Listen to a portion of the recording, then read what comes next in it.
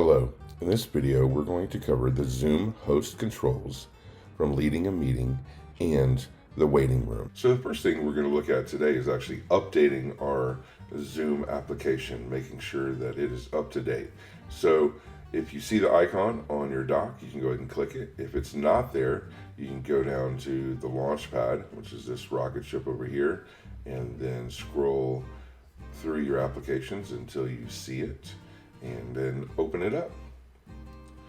Once it's open, you'll see to the very top left and to the right of the apple here, you can actually see the word Zoom. We're going to click on that, and then we're going to scroll down and we're going to click check for updates.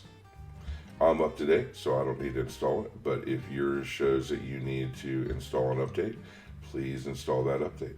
All right, so now we're going to go ahead and get started. I could start my meeting from here, but I'm going to go back into the actual website because I like using the website. So let's go back over to Chrome, and I'm going to click sign in. I'm at the zoom.us site, so we're going to sign in.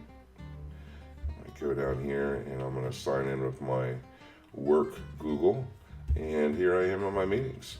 So if you've scheduled a new meeting and you have it recurring down here, or if you want to use your personal meeting room, you would click on that. So I'm going to go ahead and click start on this next meeting here, and I'm going to open zoom.us when prompted, and here we are in our meeting.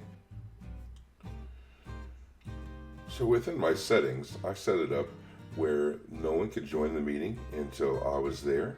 And then I also set up a waiting room in the settings. And that means that I have to admit individually the students as they come in. And this is a good way to regulate who comes into your classroom. So that could be a real positive. So we're going to go ahead and have some students start joining. And then we're going to notice that we get a little notification here that Khan has entered the waiting room for this meeting. And we can choose to go ahead and admit him, or we can let him wait for a minute. One thing to note is that while they are in the waiting room, that does not mean that they are going to be they're not together in the waiting room, I guess I should say. They're all in their own little waiting room.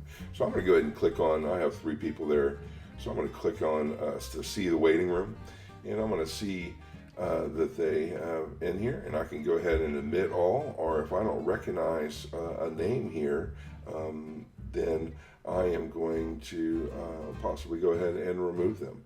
So that is nice to have that ability, and we set that up in our settings in the last video. So I'm going to go ahead and admit all, and here we are in our meeting. Now, a couple of things. You can get your video started here, you can unmute yourself, and you also can look over here and you're going to see your participants. You can also click on manage participants, and it'll make that part go away, that window over here go away. So I'm going to leave that window open, and you'll notice that I can unmute myself, and I can look at my guests here, and I see that their video is off and that they still need to join the audio. So we're waiting on that, and then now you'll see that their mics are muted. So let's say you ask a question and you see your student talking, but you're not hearing them. So you can actually help your student out by going over here and unmuting them. So that can be really useful. You cannot turn on someone's camera. And you'll remember in the settings we chose to leave the cameras off, so the students would have to turn their cameras on. Another thing here is if you happen to admit someone in to your room that should not be there, you can go click on more, and then you can put them back in a waiting room, or you can remove them from the call.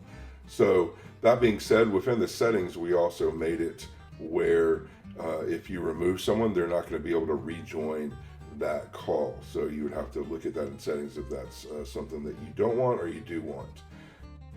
So this control bar right here, this control bar, once you start sharing your screen, let me go ahead and do that. You're going to notice that, well, here's the whiteboard, and we had talked about that in the settings. So if I chose to use the whiteboard, then you could annotate on that, and you can give the choice within your settings of whether your students want to be able to annotate on it also.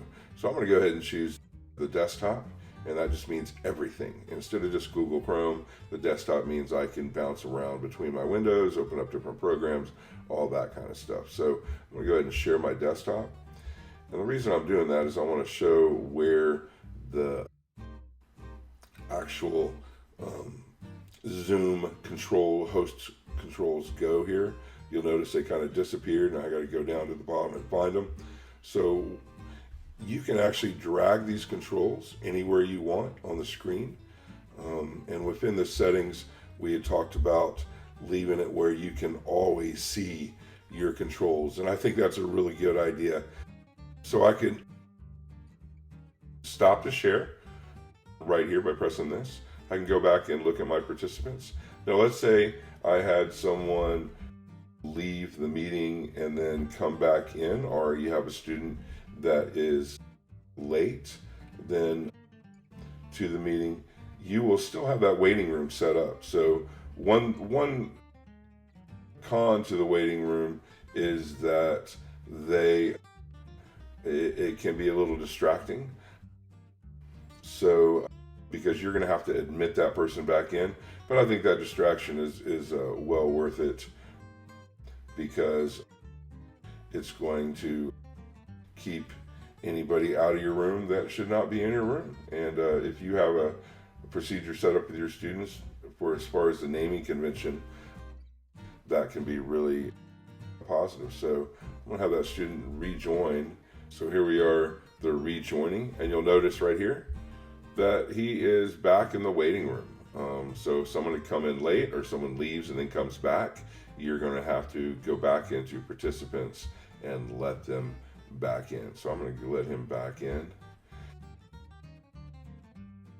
Those are the controls, and you'll notice sometimes they disappear a little bit, so you will need to manage that, and you just got to go back over. They just disappear when they aren't being used, so that they can see your screen and whatnot. So all I have to do is go back over here to this ID, and they're going to pop up.